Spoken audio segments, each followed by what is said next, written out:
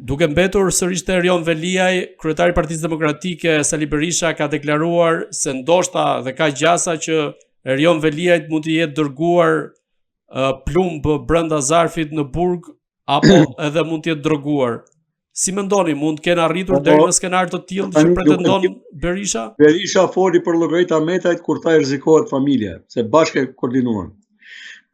Kur të hapen letrat do shohim që kanë pasur bashkëpunim dhe përpara, për mua, Berisha me Ahmetin, që zgjedhjet para zgjedhjeve 2021. Intrigat politike janë deri në kufit e çmendurisë, të imagjinatës, domethënë. Nuk tani Berisha po merr në mbrojtje Erion Veliaj.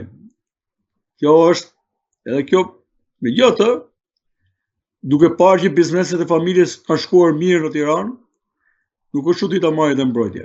Për mua këta hanë e pinë gjithë natën bashk, e flen bashk, dhe në mëngjes dhe dëllisin kundër njëri tjetrit, janë bërë pabesueshëm, po i delegojnë edhe njerëzit nga njëri ke tjetri, brenda 24 orëve, ish deputet, ish ushtarak të lartë, ish general, ndrojnë krahët nga njëri ke tjetri, pra konvertohen si pat keq, duke shkelur çdo lloj etike politike dhe merite, dhe nuk besoj që të paktën qëllimi i thënies Berishës ka qenë pozitiv. Këto me plumba besoj nuk ka dhe më vlerë tani. As Velia nuk besoj se e ka vlerësuar këtë gjë siç thot Berisha. Përkundrazi janë mënyrat më të buta, po dhe më efikase ato me të cilat mund të kërcënojnë. Është një mënyrë mbase simbolike thënë nga Berisha. Nuk e besoj që ka ndodhur kështu. Së fundmi ka dalë një raport i Departamentit Amerikan të Shtetit, i cili vlerëson punën e SPAK-ut dhe evidenton faktin e goditjes së Berishës, i cili u shpall non grata dhe më pas u la në arrest shtëpie së bashku me dhëndrin e tij. Çfarë do të thotë ky raport dhe është një sinjal mbështetje për SPAK-un? Jo është sinjal mbështetje, po sinjali dyfisht. Amerika është pro SPAK-ut, pro drejtësisë, dhe absolutisht jo pro Berishës. Kush ka mend e kupton? Kjo dhe shqiptarë do shkojnë pas Berishës, edhe me premtimin, ky person në akuzë tashmë, është në akuzë, është gjë shumë e rëndë, me premtimin do shkoj SPAK-un, pra ky person e ka merituar pikërisht para fushatës t'i vi kjo mandat nga Amerika, mbasi foli shumë e premtoi shumë që ka ndryshuar qendrimi amerikan ka shiti e tjerë. Ja pra kura dhe oratoria false e Berishës, edhe fortuna në gotë që krijoi aty. Sinjali qartë. Ne jemi me drejtsinë dhe kushdo forcë që është kundër SPAK-ut nuk është me Amerikën, dhe absolutisht jo, ne nuk e ndryshojmë qëndrimin tonë për Berishën. Tani, kush është ai që mendon që Shqipëria në këtë rrugë që ka zgjedhur euroatlantike do të vazhdojë me Berishën? A mund votohet për mua sot? Edhe Rama nuk është shpallur, po të shpallë Rama, do thoja me këtë ligj nuk hyet në zgjedhje, çoh popull bën revolucion. Ne s'mund votojmë o një non grata o një tjetër. Për mua sot është një hap më para në papranueshmërinë e tij Berisha, me non grata që kanë qafë. Është tradhti votosh për të. Ku do të çojë Shqipërinë? Ja e mori pushtetin, kush do pranoj? Ta pranojnë krushit e vet. Deri Malzi Serbi, më tepër jo. Që mendoj që ata shqiptarë që donin të gënjenin mendjen, që kanë qejf ti besojnë çfarë thot Berisha, si do sifikohen, si do bëjnë fushatën. Dhe ky është plani i Ramës, edhe ngjalli deri ku Berishën për të ripozicionuar veten prapë. Megjithatë nuk besoj të jetë një fitore dëshirë gjatë edhe Ramës. A është kjo një shenjë që Berishës me shumë gjasa nuk do t'i hiqet kurrë non grata? Berisha do të ishte në burg. Ai dhe stafi i tij.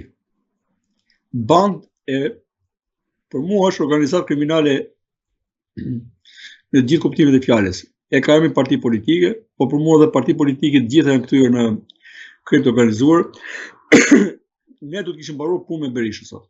Në këto zgjedhje s'duhet të ishte Berisha. ose i gjithë ky establishment politik. Megjithatë, po hecet dhe kësaj që unë po them, me që vota nuk po i çan dot do të çaj drejtësia.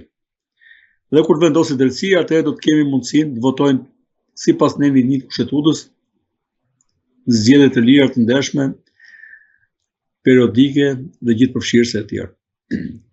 Deri tani po votojmë të detyruar mes dy alternativave, mes dy qielleve. Dhe i kohë që shqiptarët nuk janë të gjithë qi dhe nuk garojnë të gjithë në rrugën e të keqes.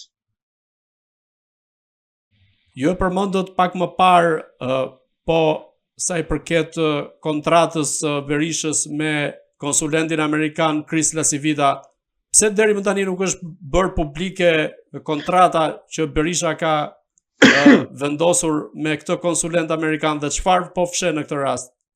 Ja, kjo pyetje duhet të jetu Berishës. Se po e bëj publike, do rënohet dhe më tej. Me çfarë ka paguar avokatët djalit i tij në Florida në 2019 kur humbi një nga gjyqet, pastaj humbi edhe në apel, kur hodhi Guy Larson gjyq për punën e Gërdesit, me çfarë ka paguar ato në Angli, me çfarë po paguan këtë. Ky personi që ka vetëm 30 metra katror shtëpi më tepër. Ky super miliarderi. Po të jam i sigurt me çfarë shoh me sytë e mi, me çfarë ka bërë pushteti Shqipëri, të gjithë liderët politik, Shqipëria miliarder, në emër tjerë. Po kur i shohim dhe këta oligarkët, këto vemje që sillen për qark pushtetit dhe janë bërë më të rëndësishëm se ministrat, kur i shohim dhe këto në spak për krah Berishës, e velijet e tjerëve, atëherë do ta marrin vesh se si ka qenë loja. Pra, këtu është bashkimi i dy forca politike, të oligarkët, është e thjeshtë fare. Të gjitha tregjet janë duopol. Jam unë pushtet zotroj më shumë, jeti nesër, zotron ti nesër më tepër. Dhe zotëria nuk tregon. Dhe unë e thash edhe në fillim të lëvizjes. Me e vra Berishën nuk thot sa po paguan Lasivitan.